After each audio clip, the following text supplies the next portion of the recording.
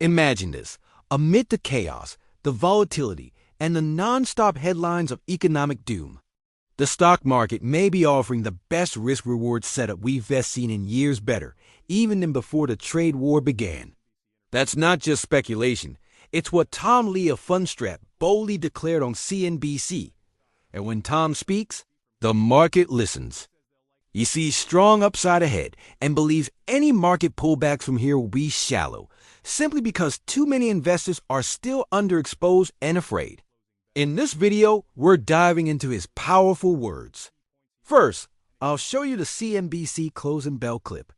Then, we'll break it all down, what he said, what it really means, and why his outlook could dramatically shift how you view your investments moving forward. Our next guest argues the risk-reward is much better now than even before the trade war started.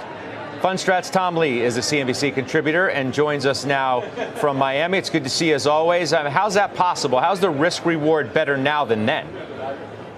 Scott, I think when we go back to February when the market was at all-time highs, we have to keep in mind we had a lot of uncertainties ahead of us, and we weren't necessarily looking at 2026. You know, the tariff visibility is much better today than it was 3 months ago.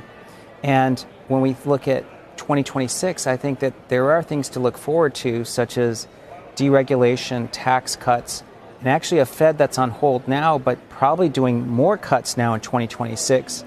And then from a company perspective, companies survived, I think, a black swan event. You know, that waterfall decline in equities and the sort of the near heart attack of the economy still was an environment where companies produced earnings that beat expectations. I mean, so this is the fifth stress test for businesses. I mean, when I put all that together, I think PE's probably going to be higher in 6 months than lower.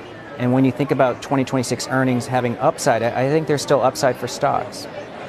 So, I mean, because you keep talking about 26, you're not writing off the rest of this year. We still have 7 months to go. Yeah, we have a lot of history to make between now and year end. But keep in mind that waterfall decline in stocks also was almost a complete reset in positioning and sentiment. You know, investors were forced to liquidate when the VIX hit 60.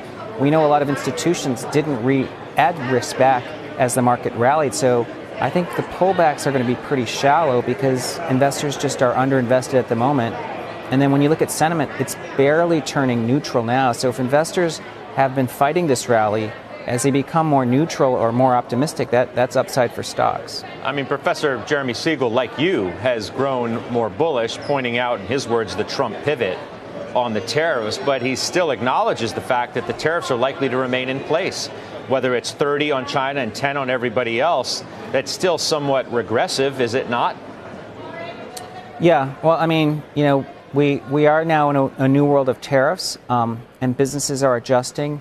I think one of the things that we're seeing is that the market is now in a position where they can start to look through some of the messy adjustments, right? We know there's been a disruption to the supply chain. I think stocks can look through that. But you're right, Scott, there is now this world where there's essentially a consumption tax in place on things that we're importing. But that doesn't mean we have to actually have the PE decline or the markets to fall. It's now just something we have to kind of manage through. What about yields rising? How much of an issue potentially is that? Well, I think Fed Chair Powell made a good point that long-term yields could be rising because of inflation volatility rather than inflation expectations going up. That's actually an opportunity for markets because if inflation volatility delivered is less than expected, then we could expect yields to come down in the future.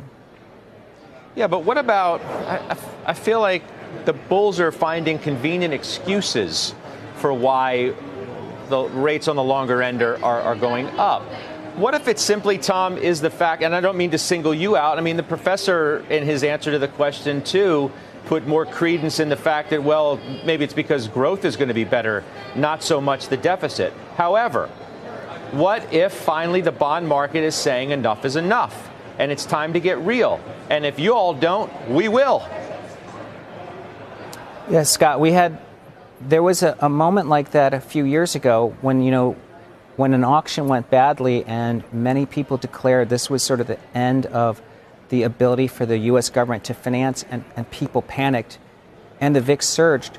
But even in that moment, it proved to be a buying opportunity for equities. So I think if there is a moment where maybe the bond market sort of has a tantrum about that, and I'm not saying it's going to happen, but if it does, I think we have to remember the U.S. is a huge economy. There is still a lot of trust in the U.S., and I think those who've called for the end of U.S. exceptionalism, I mean, I think that's been the premature call. And if none of those is true, the bond market and investors can handle even a 4.5%, 4.7% 10-year. Tom Lee doesn't ease into the conversation. He opens with a bold strike.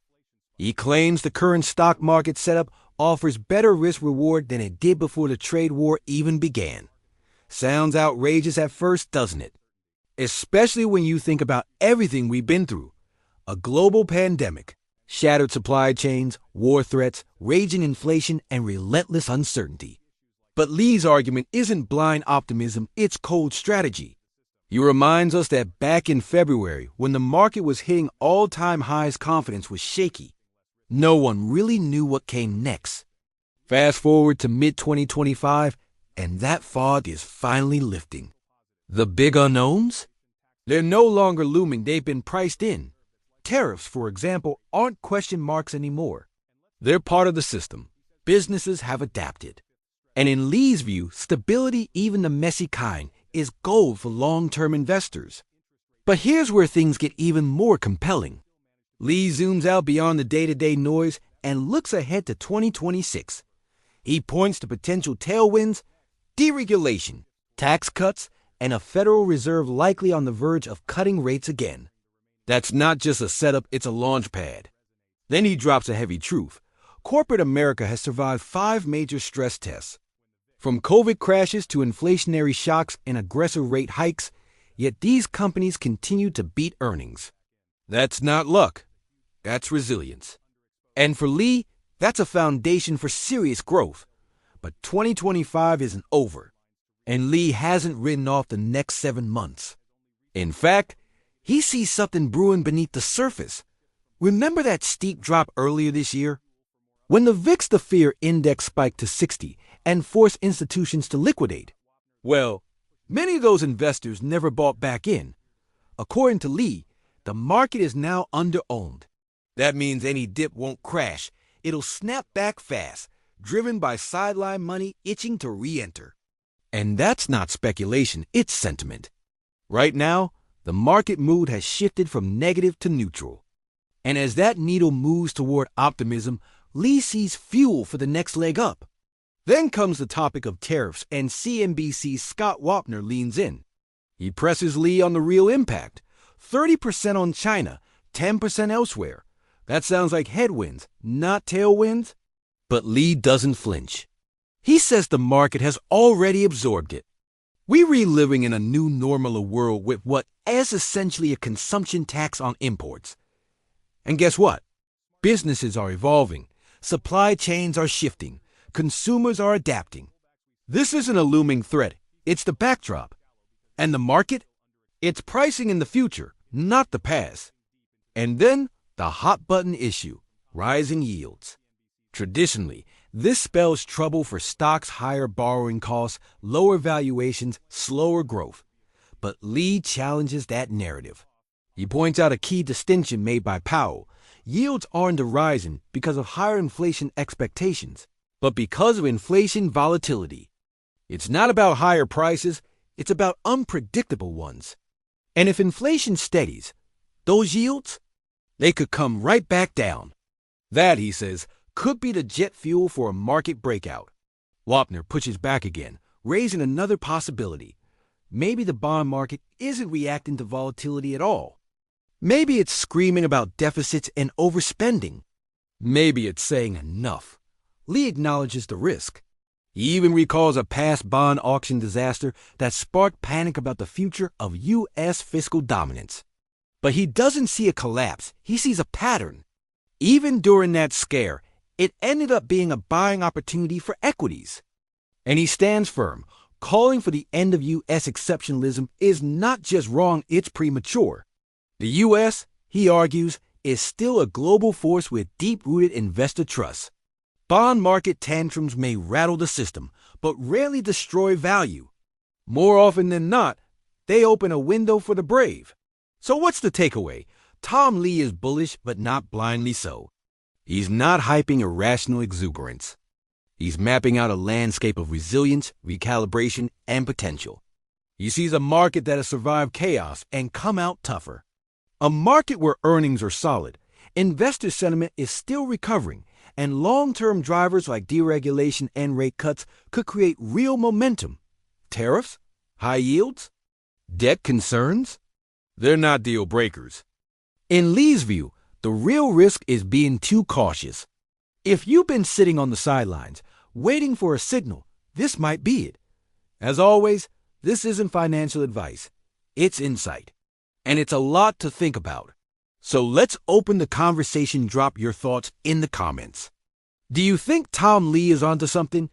Or are there red flags we still need to confront? If you got value from this breakdown, be sure to like the video and subscribe for more market deep dives.